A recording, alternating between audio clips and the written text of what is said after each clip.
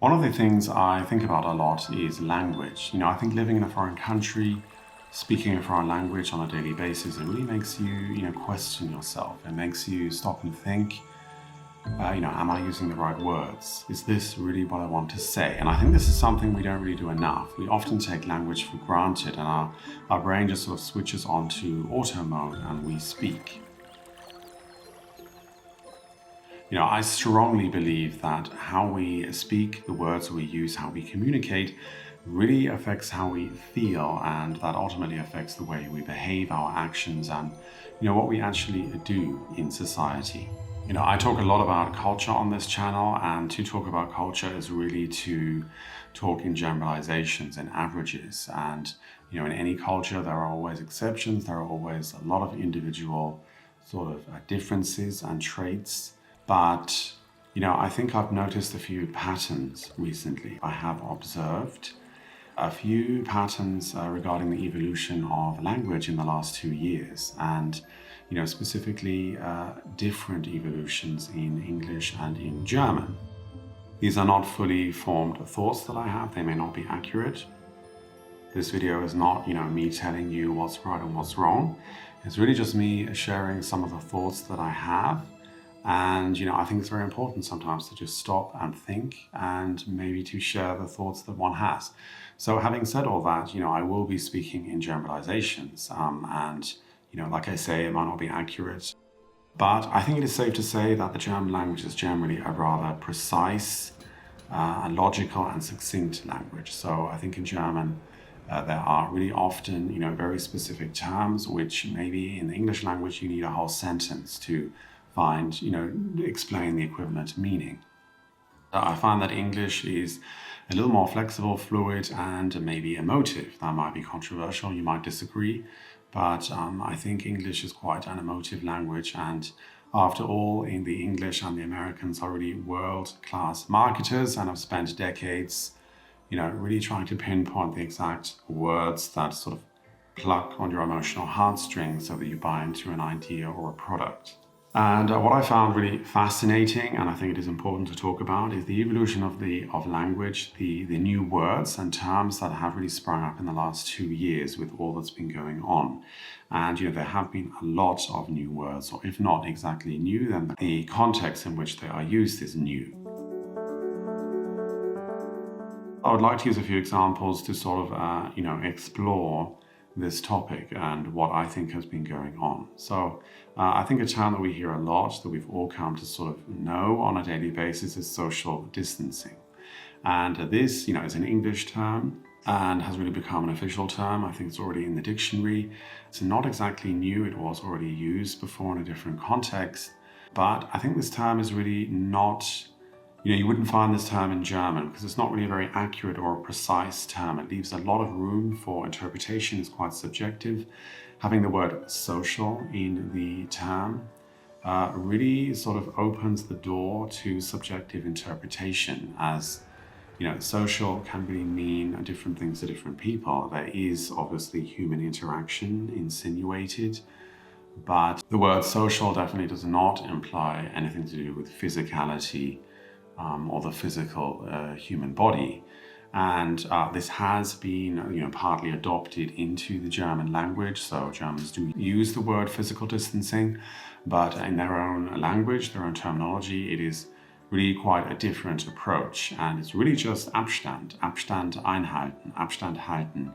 The focus is on the distance, and in German, Abstand really does mean a physical distance. It doesn't really, you can correct me if I'm wrong, but I don't think it has anything to do with, social or emotional distance. I think there are then other words to describe this kind of thing.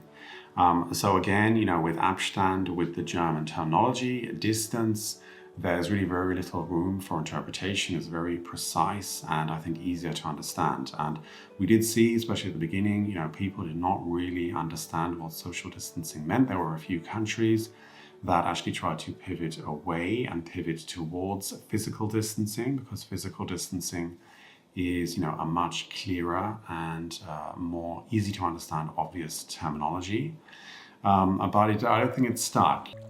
Another term that I find a little problematic is frontliner or key worker as well. So the terminology is surrounding people who, are really at the heart of this whole event. And the term frontliner is very, I would say, almost typical English language sort of metaphorical speech. We seem to have an obsession with military metaphors and sort of war terminology in the English language.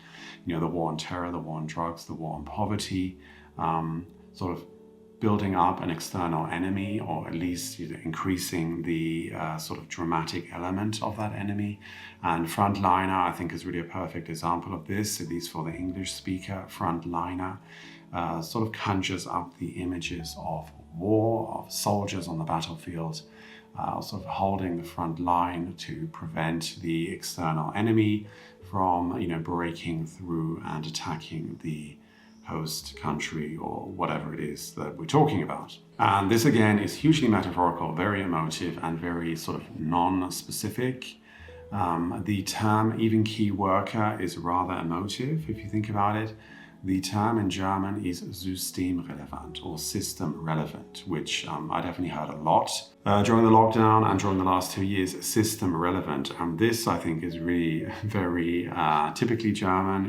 There is literally zero emotion in this term. There's no nod to the human element. It really just focuses on systems, the processes. It's sort of machine oriented, I don't know, but it's definitely a very, very different approach to the English language. And yeah, please don't get me wrong, I'm not saying either is good or bad, better or worse. I'm just saying that it's really quite interesting to see how different languages and cultures approach the same topic, the same situation. So I think definitely with the term system relevant, it's much harder to misunderstand.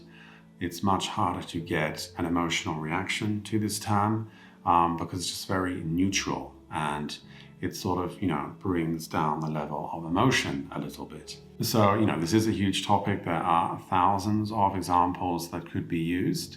I'm not saying that German is not creative, because the German language can be extremely creative. There are a lot of terms that have sprung up that are very creative, such as, Gesichtskondome, Geisterveranstaltung, Abstandsbier, the propensity in the German language to just be able to throw nouns together to create new words, I think makes it easier to create new words in German, and is maybe one of the reasons why it's quite a language in growth that's often always creating new terms. But I do think that the English language is, for whatever reason, a little more emotive and can be a little more metaphorical. And if this is conscious, if these terms were, a conscious decision, or if they just sort of organically grew out of the collective mindset, I don't know. That's not a question I can answer. But I do think that the way we communicate, the words we use, how we express ourselves really does have a profound effect on, ultimately our behavior and how we act in society. I would love to hear your own thoughts on this topic. Specifically, I would love to hear from other language speakers around the world: French, Italian, Spanish, Japanese, whatever it might be. How was this dealt with in your own language? Do you have new terms? Have you incorporated some of these English terms into your own language, or do you have your own ones? Feel free to drop me a comment with your own examples, but I would like to leave you with a quote, which is: a different language is a different version of life. And this is something that I really do truly believe. On that note, thank you so much for watching. Take care, keep calm, and I will see you very soon in the next video.